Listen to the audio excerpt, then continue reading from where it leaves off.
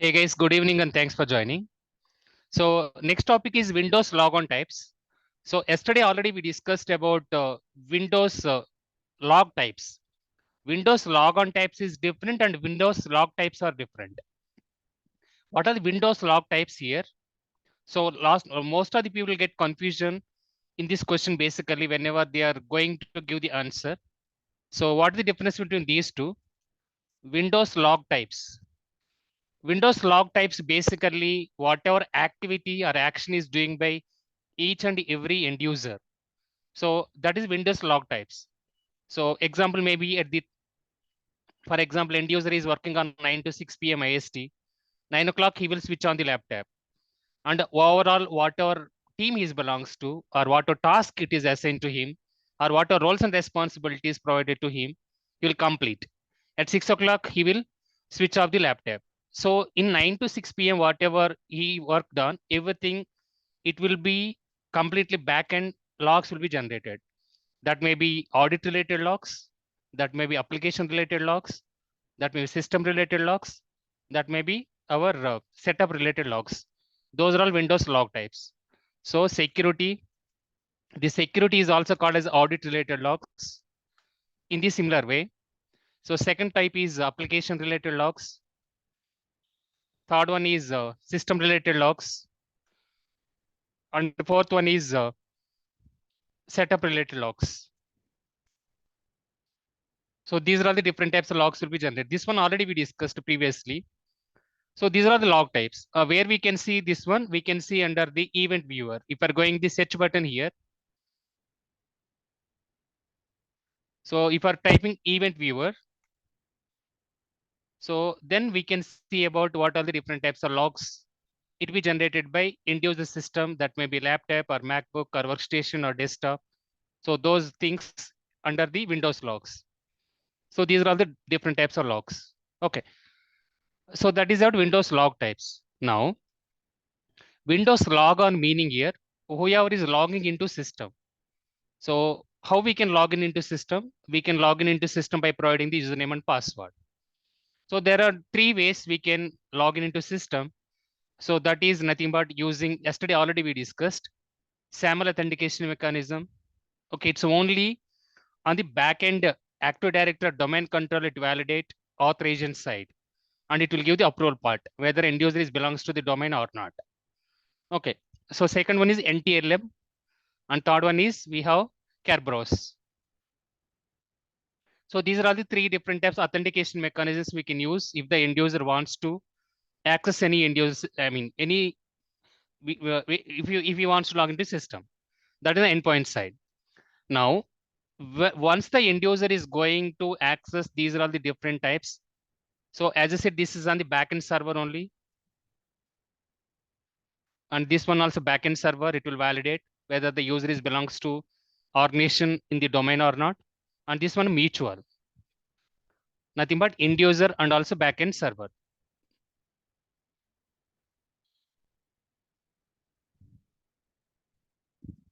So coming back, once the user is trying to log in into any system, we know only one thing by providing the username and password. So we'll provide our username and we'll also provide our password. So that is the normal way of the login. Now, let's go and discuss about Windows different types of logon types. So first one is, so we have type 0, type 1, type 2 in such a way. Type 2. What is this type 2 is about? So this one is called as interactive logon.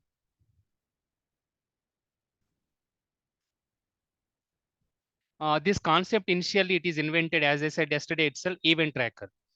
Event tracker sim tool, it is tried and using the logon types they invented. So these logon types now every sim tool is supporting.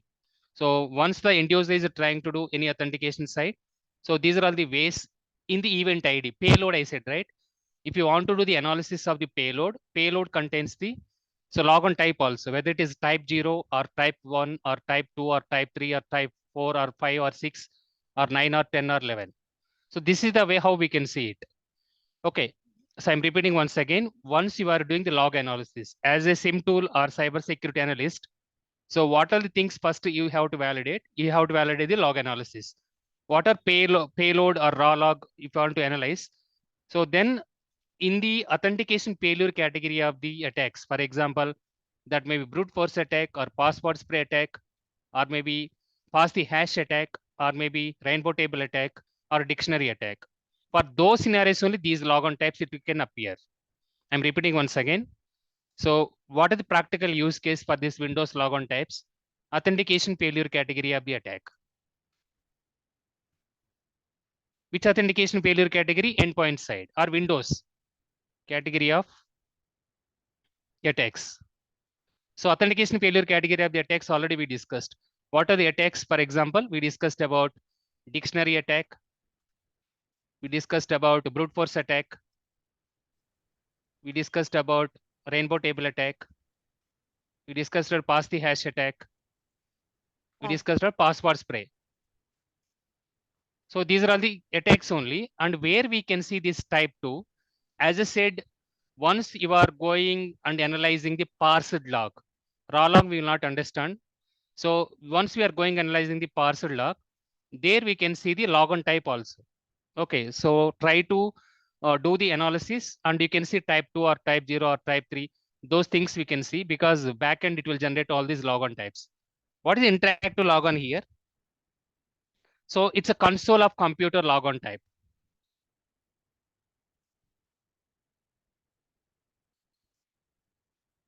In case if you're using any graphical with the command line interface, that is as called as a console.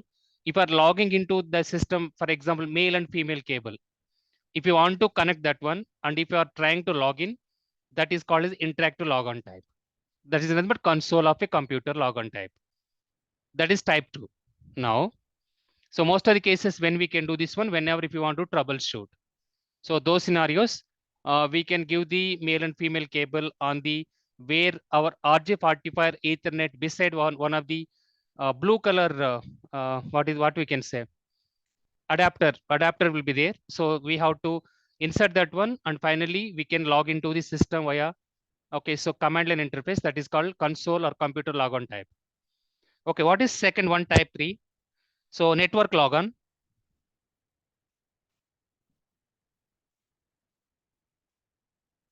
So what is network logon here? If you are connecting the local area network, and also if you are connecting via wireless LAN, so Wi-Fi through VPN, virtual private network. So those cases we can see type 3. I'm repeating once again. Once you are going to office, so then we are connecting via local area network. In our home oriented, we can obviously use Wi-Fi.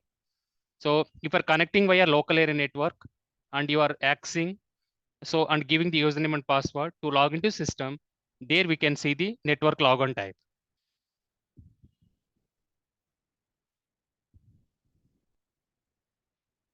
End user can connect via network, that is LAN, and log in into system.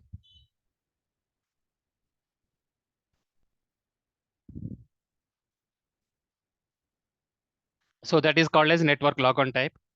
So after that, maybe he can try to use file sharing, or maybe he can use removable devices connection, or after that he can go and he can use the different types of actions, whatever he wants to do it. So that is called network logon type. In the similar way, next one is type 4.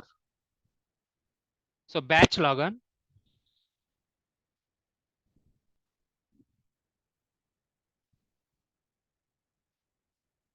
What is batch logon? Whenever if you want to do a scheduled task, for example, scheduled task meaning your patch updates. If you want to do patch updates on the monthly ones or weekly ones, we will not do. Most of the case we can do monthly ones, patch updates to end user system. For that one, we can go and we can create one of the service account. So service account using that one, help desk team or service desk team, or otherwise asset inventory team or IT service desk team. Monthly ones they can go and they can do the patch updates. So that is called as a batch logon. Example, whatever practical I said, that is perfect example. So user wants to do the scheduled task or patch updates.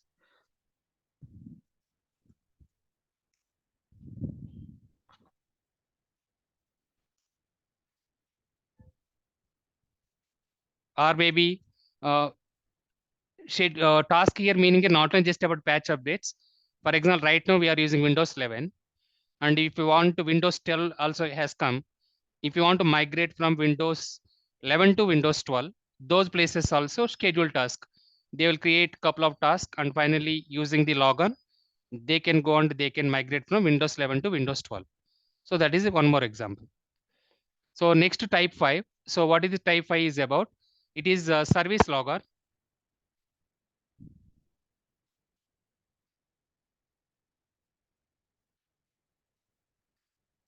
Okay, what is the service logger is about? So if you want to do the one type of even batch logon, service logon almost equal.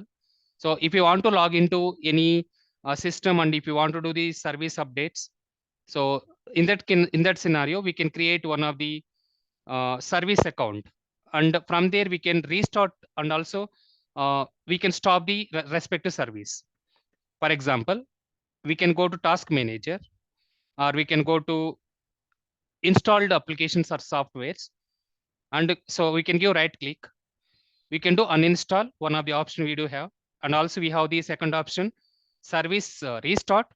So nothing but maybe that service is stopped, or service stop.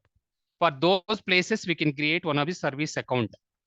So this once again help desk team or service desk team, in case application utilization or bandwidth or memory is reaching very high, they can go and they can validate all these different types of softwares, whatever it is installed on the end user side. They can verify and they can see whether because of that service, it is going very high bandwidth. Example, Nessus tool we installed. Once we are installing the Nessus tool, even Wireshark packet capture tool also, it will consume a lot of bandwidth. Once you are going and you are checking, once the Nessus tool is deployed or Wireshark tool is deployed, so and you are continuously running the packet capture, your utilization of the CPU bandwidth, it will hit 100%. Okay. So those scenarios, what we have to do. So either we can close the application, otherwise, if you want to run the application, we can go to whatever software is installed page under the control panel, and from there we can stop that service. For those scenarios, we can use this service logon. For any service,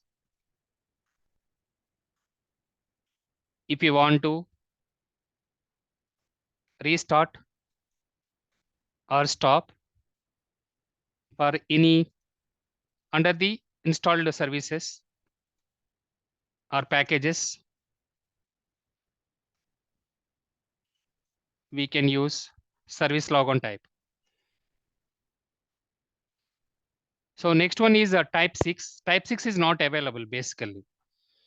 So we have type 7. There is no type 6, type 7. What is type 7 is unlock. So what is this unlock is about?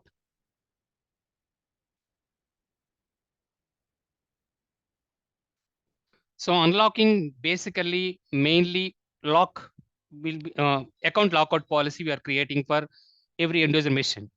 Whenever you are creating account lockout policy, for those times, if you want to unlock the system, so we will get the new credentials, new username and password. Okay, otherwise they can provide the resetting of the password and they will give to us. For those scenarios, whatever newly created username and password or resetted username and password, we got it. Using that one, we can, so unlock to lock we will do. So that is called as type 7. Whatever new credentials or new reset passwords, whatever we received, using that one, if you are logging into system, that is called unlock logon type. Okay. Unlock logon. Once the system is locked by multiple authentication failures,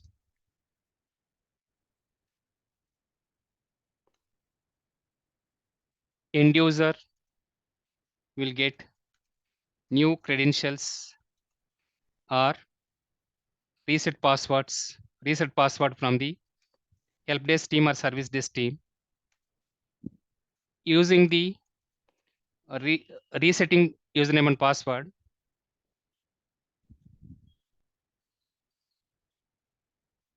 if you are logging into system is called as unlock logon type.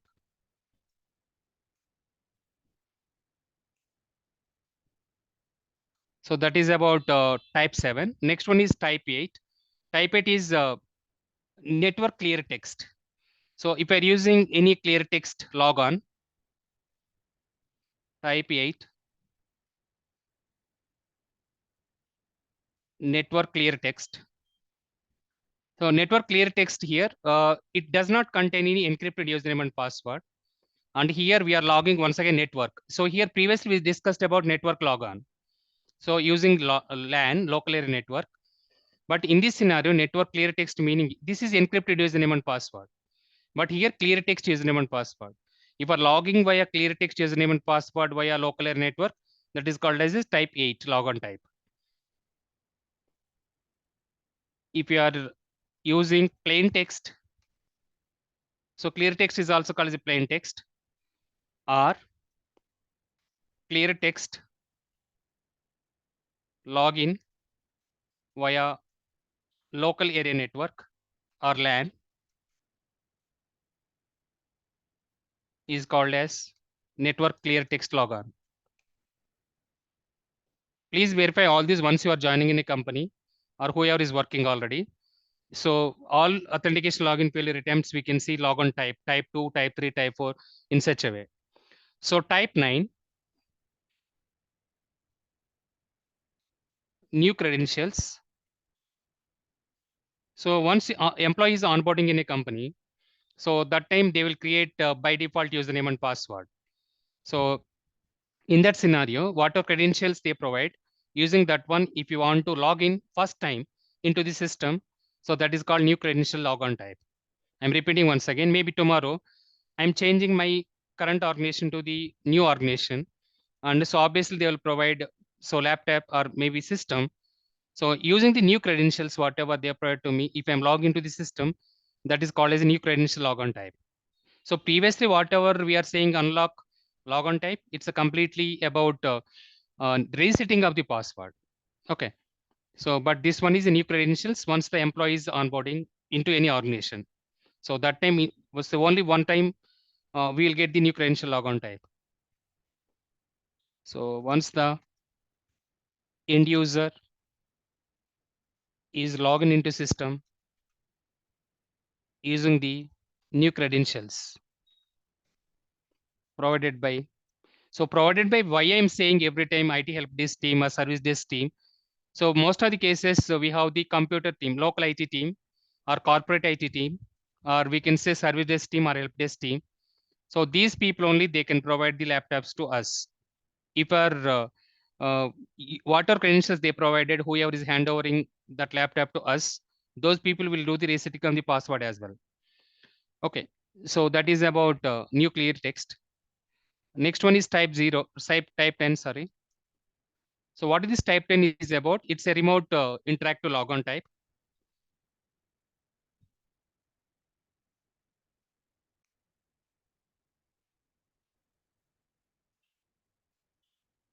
So this remote interactive logon type through RDP. So from our system, in case if you are logged into some other system, so those cases we can use remote interactive logon type. So example, previously before EDR and XDR came into market, so we are using uh, whatever Indio system got, for example, got infected by malware. So then we can ask remote session and we can using RDP or through any other virtual way, we can go and we can delete the file from the end user system. So those cases we can use the example is perfect is RDP. Through virtually or remotely, if you want to log into some other system from our system is called as remote logon type. And last one is type 11,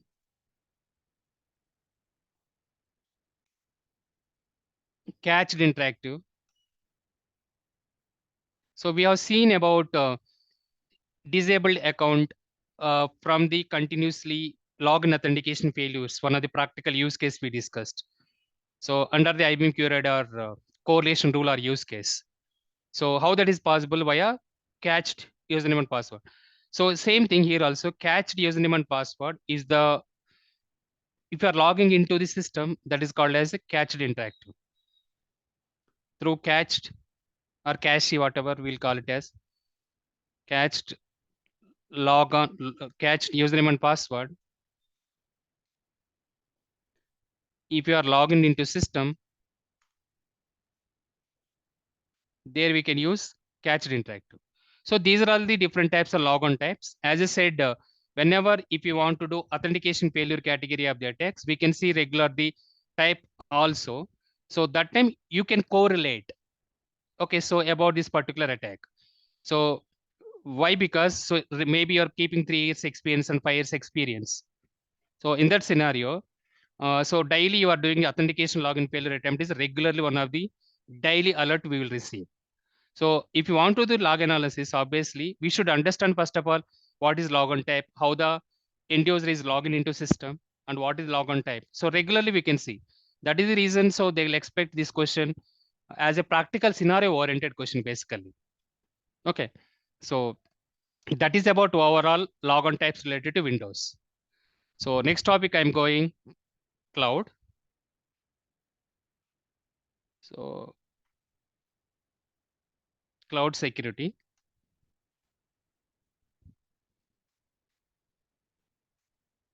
Cloud security, if you want to implement, so what you have to do, you should apply whatever we discussed under the endpoint security domain, and we discussed about network security, and we discussed about application security, and we discussed about information security policies. So everything we have to apply to the cloud environment as well. So how the cloud security controls we have to discuss. So in most of the cases nowadays, especially cloud related thing, how they are asking or interior question, how they are expecting from us. So do you have any cloud knowledge? So do you have any cloud knowledge meaning here? So you should not be expert in the cloud. So what is mean by this one here? Are you using any applications are hosted in the cloud environment? Those logs are you integrating to SIM tool or not? So nowadays, most of the companies, I can say 50% of the company, they are using cloud almost. Yeah, 50% of the companies, they are using, okay, cloud. So for those scenarios, obviously they have to, am I audible? Yes, sir, you are audible. Okay. So those scenarios, we have to integrate the cloud logs also to SIM tool. So obviously what you know about the cloud, if you can say, I know about couple of the cloud services. It is providing by Amazon Web Services, or it is providing by Azure, or it is providing by GCP. You should not be expert in all these 3 clouds. As I said, how we discuss in the previous classes also, SIM tool, you should not be expert in all the tools. Same as it is here also. If you know one cloud, same thing is applicable to other clouds also. Maybe feature name it is different, or acronym maybe it is different, or terminology is different. Okay, so right now Amazon is the number one, and a lot of competition is giving to Amazon is Azure. So those Amazon related cloud services we are going to discuss. So before going to cloud security, okay, coming back to this question, in case someone will ask at the time of the cybersecurity interview, you applied related to SOC operations, what in about cloud? In my organizations, we are using Amazon Web Services, and a couple of applications are hosted, non-critical applications are hosted in the cloud environment. Those cloud related logs also we are integrating the SIM tool, and even cloud instance or cloud category of the attacks, whatever attack is trying to do. So we are monitoring all those cloud. For example, maybe DOS protection or DDoS protection, it's happening in the cloud side. We are getting the alert via SIM tool, and we are going and we are checking. So whether really DOS attack, it's a false positive by the attacker, or internal user as a false positive, or maybe external attacker as a true positive. This is the way how the cloud environment I'm utilizing in my organization. And additionally, even I do have the couple of services under the Amazon side. Those features already be enabled under the cloud security point of view. So those are all default or native services provided by the cloud. So you can say in this way, you don't need to be expert in the cloud environment entirely. If you are dedicatedly applying for the cloud security vacancy, yes, So you should know about overall cloud part. Okay. By the by, whoever took the training under me, so I given only 14th batch these cloud security concepts, but no other batch I given this concept. Once I'm giving to your batch only. But couple of people, around 6 to 7 members selected for the cloud security vacancy as well. So based on whatever I taught and based on the endpoint and network application, their knowledge on, so they cleared about cloud security as well. So couple of people working in TCS, couple of people working in Infosys, couple of people working in European Council.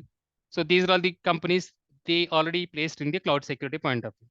So there is no need to go once again cloud security training. A lot of people they will ask me basically. So cloud security vacancies. Can you give the cloud security training or not? It's not required basically. If you are aware of the all these security domains, what are we discussed, along with that one, if you know about couple of need to services or default services provided with respect cloud service provider, that is more than sufficient to crack the any cloud security vacancy as well. Okay, so let's start now.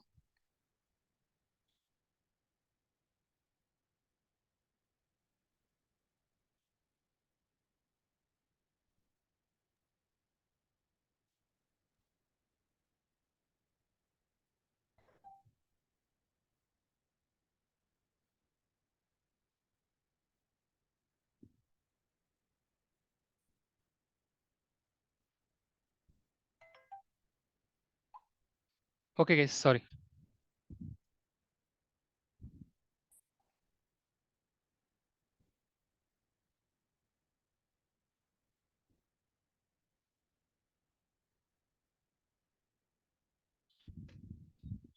So before going to cloud security, first cloud computing.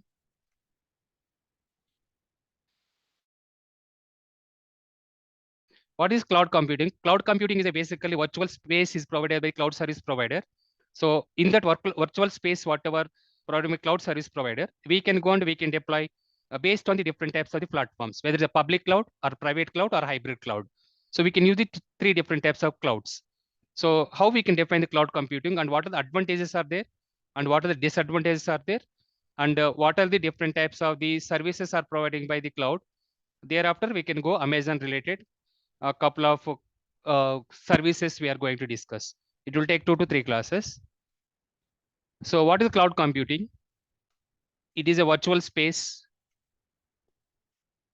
provided by service provider to storage, to store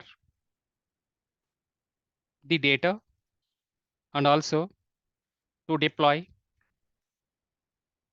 applications required for the organization side. So that is called cloud computing. Under this one, we have different types of cloud service providers.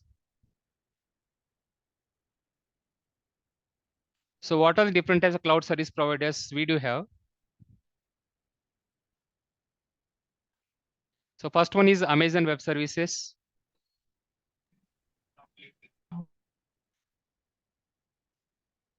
Second one is Microsoft Azure. GCP. GCP, Google Cloud Computing. Alibaba. Oracle. Next one is Alibaba from China. This one is only mainly they are using in the China because they are not trusting China. So next one is we have IBM Cloud. As compared to IBM, OCI is very important. Oracle Cloud Infrastructure.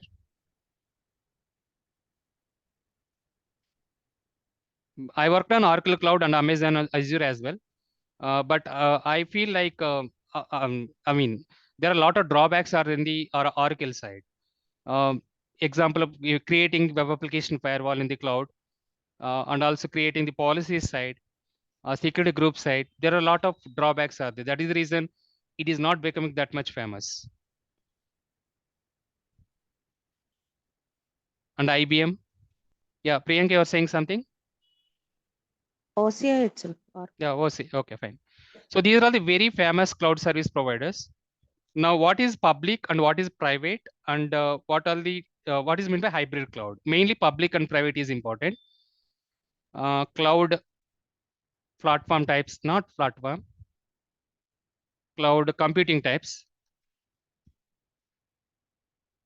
So first one is public, second one is private, and last one is hybrid. So what is public cloud here? So through internet, if we're accessing the any cloud service provider, so that is example of the public cloud. For example, Google Drive or YouTube or OneDrive. So these are all the couple of examples of the cloud oriented products or service providing by these companies. So via internet if are using, so here I mean through internet publicly it is exposed. Example YouTube, anybody can access even without user doesn't have the account also. So nothing but it is exposing to the public. If we have the internet, then obviously we can go and we can access our YouTube, for example. In the similar way, if we have the authenticity like a Google Drive, so that is also cloud environment. And from the Microsoft side, we have OneDrive. So through internet, if we're accessing any of the cloud services or cloud applications via internet, that cloud we can call the public cloud. Then what is private cloud here? So even though we are accessing cloud via internet, we have a lot of security controls can be defined. For example, we can go and we can implement network access controllers and security groups, and we can go and we can implement web application firewall. So they cannot access these cloud environment without VPN, virtual private network. It's a mandatory. That is called private cloud. Okay, even though cloud applications are hosted in the cloud environment via internet. So if we don't have the access, obviously we cannot go and we cannot access it. So that is called private. Then what is hybrid? It's a combination of both. Couple of things we can go and we can access via internet without any authenticity, and couple of things we can go and we can access via so hybrid. For example, if I can say YouTube without authenticity, also we can go and we can access. So maybe our Google Drive. So using authenticity, we can go and we can access. Now Google company is providing one thing as a without authenticity, and second Google Drive as a authenticity. So we can say it's a hybrid cloud. So this is the way how the applications can be go and deploy in the respect to hybrid side as well. But most of the cases we cannot go to public and we cannot go with the hybrid. It's better to go to private. Why? Because a lot of data it is hosting in the cloud environment. So and once again we have dedicated cloud, and also we have the MSSP, multi-service uh, multi-service provisioning platform. So what is meant by multi-service provisioning platform? If you are sharing the cloud services to some other customers, for example, we discussed about MSST, managed security services. So example, TCS is providing the cybersecurity SOC operation or endpoint security operations or network security operation or cloud security operations, not only for the dedicated, I mean, single client, they are supporting for multiple clients. So that is called MSST, managed security services. So dedicatedly, so if we're providing cybersecurity SOC operation to one client, so that is obviously we can call it as dedicated client. So that is like a private, like in example, I can say our internal SOC, example based companies, they will not support any MSS team, it's internal. For those in our same concept, you can apply here as well. If are sharing the services with the other clients or customers, that is MSSP, and if you are not sharing with any other and you are dedicatedly applying for private, that is called private cloud. It's a dedicated. Okay. So now how we can define this one? Service provider can provide the application access or cloud access via over the public network or public internet is called as a public cloud, and service provider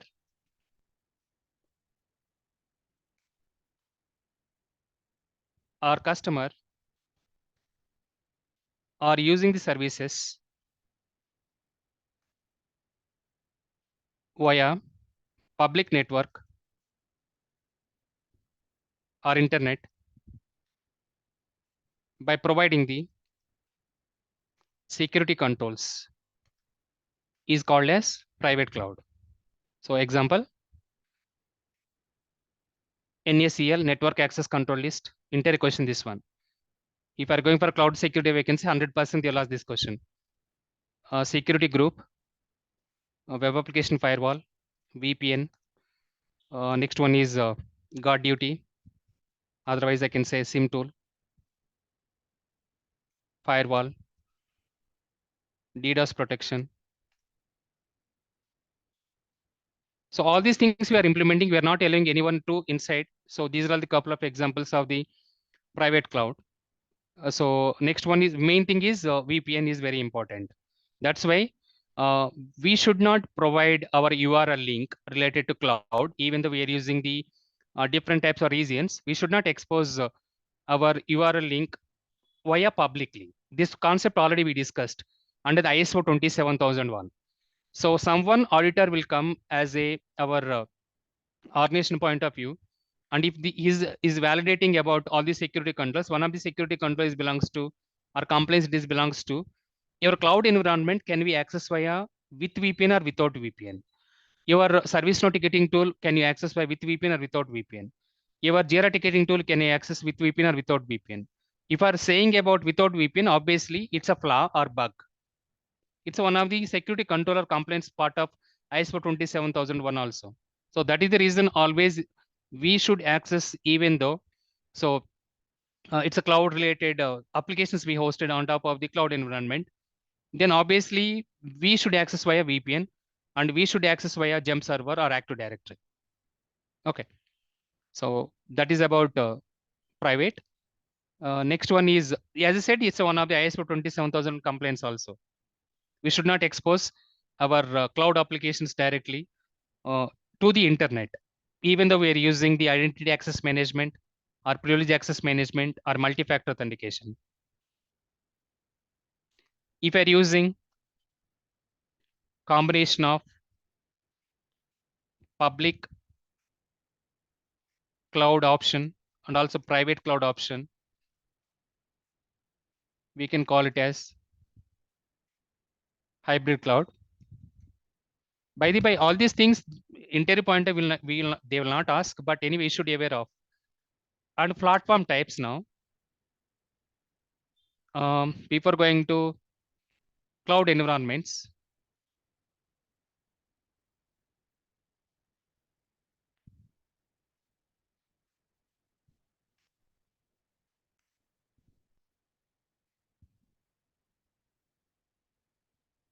dedicated cloud,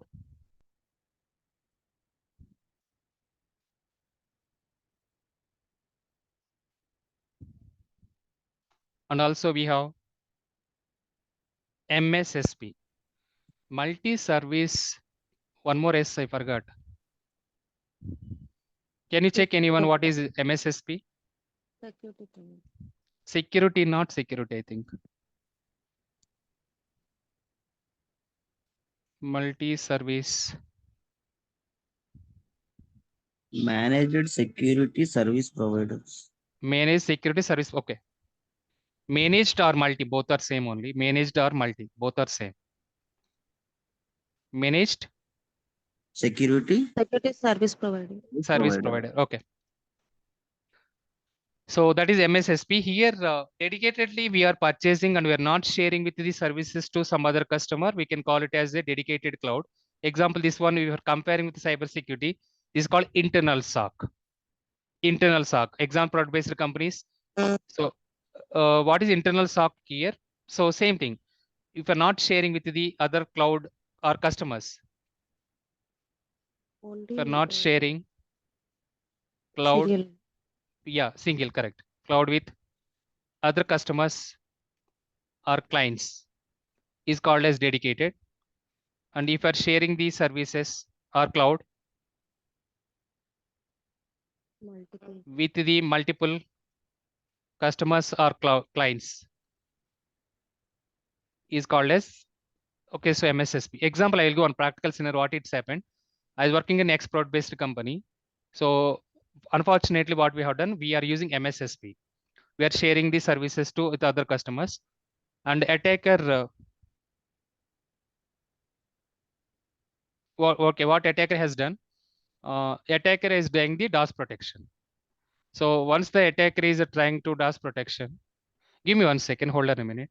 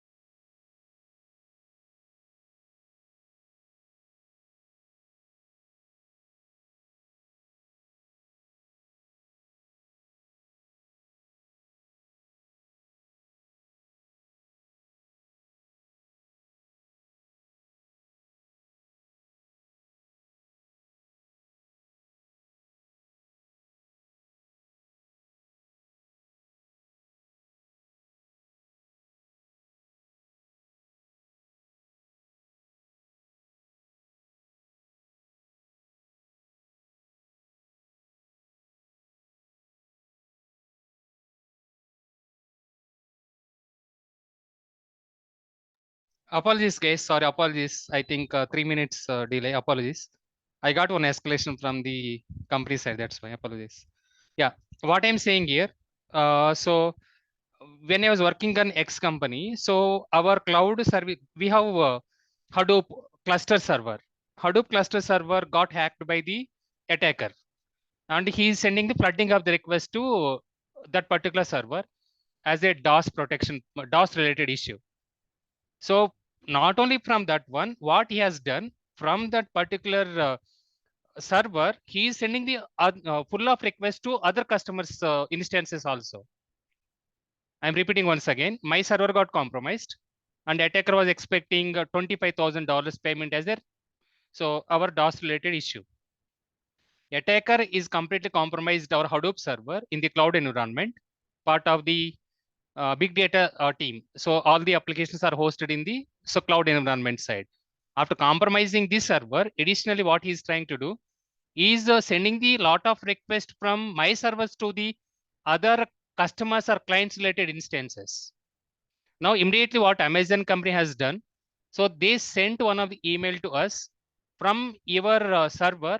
There are a lot of flooding of the request going to other customer instances as well as a part of virtual machines or EC2 instances, and customers are keep on giving the complaint. So after that, so with the help of the Amazon tech support team, with the help of our team, so we have backup servers available, and finally we have done the investigation and root cause analysis, how the attack has got compromised, and later we stopped that particular outbound connections, whatever attacker is sending continuously flooding of the request from the attacker IP address. So this was part of MSSP example. So we are sharing the cloud with the other environment also. Why? Because if you are purchasing the dedicated cloud, it is very expensive. If you are going with MSSP, it is a little bit okay, so less cost. So that is the reason we went and we hosted a couple of non-critical applications in the MSSP side. Okay, this is the one of the example. Okay, now coming back, cloud platform services. What are the cloud platform services? We have three different types of services. One is called as IaaS. Second one is called PaaS. Third one is called SaaS. So IAM full form is infrastructure as a service, platform as a service, and third one is software as a service. Already we discussed about software service several times in the class.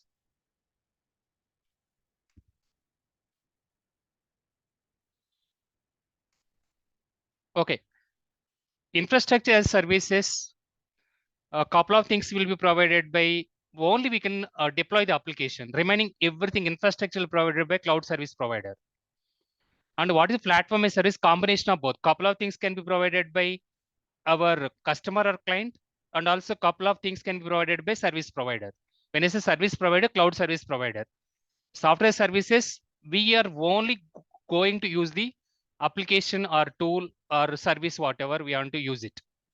So if we can deploy that software on top of our cloud environment. In simple words, if I want to show in practically, you will get very easy way. There is no need of any confusion. IaaS versus PaaS versus SaaS.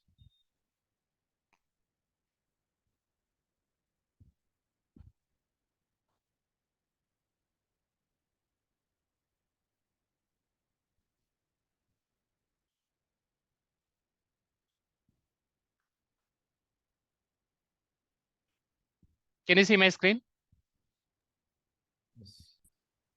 Can you see my screen? Yes. Yeah, on-premise, nothing but data center wise, everything we can go and we can deploy and we can purchase it. Networking, storage, servers, routing and switching, storage, servers, databases, visualization, OS, middleware, runtime, data application, everything. So that is called as on-premise. And you can see here you manage. You manage meaning customer or client. Example, if I want to go and if I want to purchase any cloud environment, there are three services I can go and I can use it. One is IaaS and PaaS and SaaS. So On-premise is nothing but everything in our physical data center. If we are deploying all these things and everything we are managing, obviously we can manage this a data center or on-premise meaning. And IaaS here, you can see virtualization servers and storage and network can be provided by cloud service provider. Okay, anything it is happening on these things. Okay, so that one will be managed by cloud service provider. Now, what is our role? Applications, whatever we are going to deploy, and data, whatever at the rest and transit level, if you want to store that one, and runtime and middleware and voice, what are image, ordering image we are trying to use it. So this one is part of our side. And platform as service, up to here, even OS image also will be provided by Amazon Web Services. So only we can deploy our applications and also we can taking care of our data. That is called platform as service. Now, software as service. Software as service. So everything can be done by cloud service provider itself. For this one, we can go and we can pay. That is called pay as you go. Example, CrowdStrike tool. If I want to deploy that one in our organization site, so it's obviously software service tool. There is no need to deploy in the data center, or there is no need to deploy in on top of the our Windows server or Linux server or desktop or any system. So then we can go and we can utilize and we can deploy a software as a tool. So these are all called as IaaS and PaaS and SaaS. It's very simple. Okay, now out of all these, which one is best? Software as a service. No. Out of all these, which one is best? Which one is best? I'm asking. Okay, everything they will manage, that's fine. But can you trust we are storing our data in their cloud service provider? We are, yeah, even though they are following about That privacy, on-premise we can do. obviously, it is in our data center, our on-premise. This is the best one. And after that, this is the best one, infrastructure as service. Why? Because we are using our OS also according to our convenient way. We are deploying our OS. So maybe example, in this scenario, they are not deploying about OS part of the hardening benchmark in the Amazon Linux, Amazon related cloud service provider benchmark side. Okay. So here also OS also, they whatever they define that OS. We discussed about Fabric connecting the FortiGate tool. I'm not sure how many people remember. They defined OS from their side itself. Even though they are deploying about tool in the cloud service provider, they have their own OS. So next one is, this is better. You can go to infrastructure service. On the cost point of view, yes, agree with Priyanka. So this is the cheapest and we no need to manage and maintain. Everything can be managed and maintained by vendor itself. For that one, we have to pay money. Example, service now. Service now we are purchasing. We are going and we are creating directly. There is no need of the server. There is no need of any other, but we should take care of our data. Everything we should access by VPN. So these things we can call it as on-premise or data center, IaaS and PaaS and SaaS. Okay. So now go back to our sheet. So what I will do, this one I will go and I'll paste it there so that you'll understand easy way. Okay. So I will keep that one also, data center or on-premise.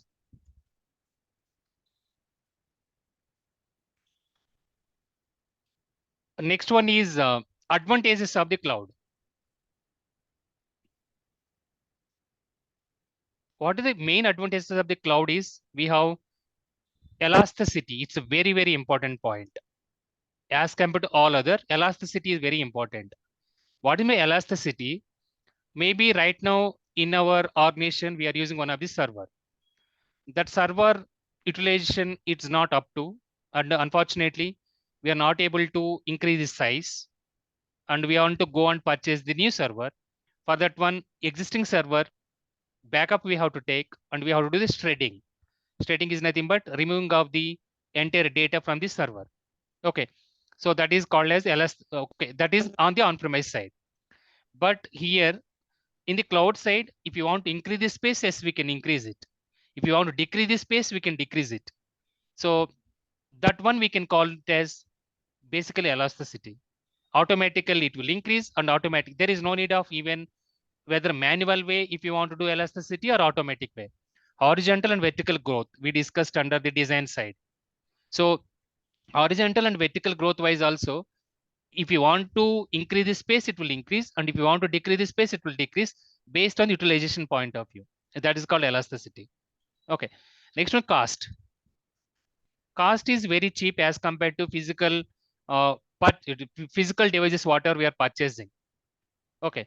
So that is one of the thing why everyone is migrating to the cloud. Okay. So next one is there is no need to maintain the space Infrastructure. infrastructure, correct. So nothing but space here, space or room and data center and a cabling part and also Manpower, rack mount. Yeah, manpower. manpower. So all these things are not required. Ventilation, air conditioner, all these things are not required. So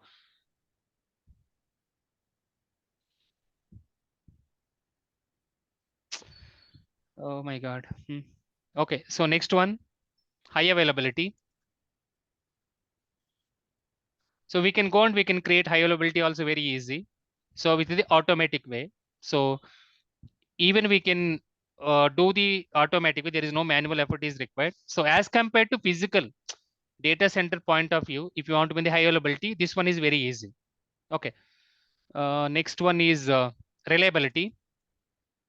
So using the service, we can easily go and create whatever service if you want to enable. But if you want to go and deploy in the on-premise side, it's complicated. So these are the very, very couple of important things and drawbacks now. What are the drawbacks of the or otherwise cons or disadvantages? Security. Security of our Security is very, very important first and foremost. If we do, because our data we are going and we are deploying in the client environment side. So obviously not client, cloud side. If you don't maintain the proper access key, secret key, or if you don't maintain the multi-factor authentication or identity access management or privilege access management or role-based access control, obviously, so a lot of issues will be there. For example, uh, we exposed our access key and secret key for one of the cloud instance. Attacker took that cloud instance access key and secret key. This one normally we can use it for whenever if you want to create CloudTrail and CloudWatch. Then attacker took that one and finally entered into our cloud environment as well. Okay, so security is very, very important. What are the drawbacks? Data, uh, Possibility of more number of the attacks yes, related to websites, correct. applications. The applications, correct. Data storing. If you don't implement data at a rest and data at a transit level of the control, especially on the where the data is storing in the database side or maybe in the transit level also using the key vault and key management system, our data can be leaked and data exfiltration or data violation will happen. Data storing controls. Example Access data, yeah, data at rest. Otherwise, I can give generic one. That's correct. Access control list. Yeah, possibility of more number of attacks it will happen. DDoS kit. Yeah, in the websites or application side. Okay, what else do you think? service interruptions. Service interruption, correct. Service interruption. This one is called as per security terminology. Availability. Availability issue, correct. Obviously, if DDoS happens, Yes, correct. Yeah, these are the couple of, there are so many, but these are the important things. Okay, that's all for today, guys. Actually, I have to join one of the call. People are calling continuously from the company. What I will do tomorrow class, tomorrow 100% I will take the class. Sorry, today I did not take. So tomorrow morning, it's a very important class. If you want to go for any cloud services side, how to choose and what to choose. Basically, I'm going with the AWS side. Later, we can go to Azure as well. So first and foremost, if you want to apply for dedicated to cloud security vacancy, if you are thorough on whatever we are going to discuss in the tomorrow class, example, Amazon Web Services. Otherwise, it will go to retail website. So most of the people will ask, sir, tomorrow cloud security interview, what I have to prepare and what I should prepare and what I should not prepare. Basically, there is no need of preparing anything if you know about these services perfectly. Configuration implementation, they not expect anything. Go to products here and go to here. See, there are a lot of services, other teams, whatever they are trying to do. Click on security, identity, and compliance. This for our role. Security, identity, and compliance. Click on this one. You can see. So under this one, we have a couple of services. If you know about these 15 to 20 services, that is more than sufficient to crack the interview. These dedicated to cloud security. Forget about cybersecurity SOC or vulnerability management or DLP or what else? Endpoint security or network security firewalls. If you know about these, one service provider, if you know, that is more than sufficient. These things, if you know about which service is forward, what exactly, even they will not go for in-depth analysis. They will not ask about how to create identity and access management, how to create cognito, or how to create guard duty. What they will ask only definitions. That's it. What the importance of the guard duty? Example, SIM tool. Okay, AWS Inspector. It's a vulnerability scanning in the dedicated and the cloud side. Okay, so these things, if you know, that is more than sufficient to crack any cloud security vacancy. Okay, so around 15 to 20 services we have. If you don't use this one, then what we can go? We can go and we can purchase based on the BYOL. Bring your own license. Anyway, tomorrow we can discuss, guys. That's all for today. Do you have any questions? Sir, what are the ports we have to enable when we are installing the Microsoft Defender EDR? Microsoft Defender EDR port number 9093, I think, or 443. 9093, I think. Yeah. That is only one port we have to enable. I think you can use 8443 also. 84443 also. Yeah. 443. Okay. See, if you know the answer, if you don't know the answer, by default you can say security port number, guys. That's what I said. 443, 8443. These two are security ports. So that's what I said. If you know the answer, if you don't know them, just you can say these two port number. That is sufficient. Okay. Okay, sir. Okay, guys. That's all. See you tomorrow at 9:30. Have a nice evening. Thank you, sir. Thanks.